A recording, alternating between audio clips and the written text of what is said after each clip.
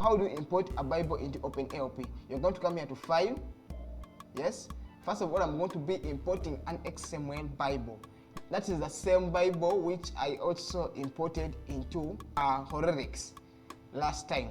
But if you don't have this particular Bible, because I'm going to be importing it because I had already downloaded that particular Bible. But if you don't have it and you would like to download it, I request you to go to the link which is in the description below. It is linked you to a place which has over 6 Bibles, message version and other NLT, KJV and the amplified version, all kinds of versions of the Bibles which are in the description of this particular video are at only $5.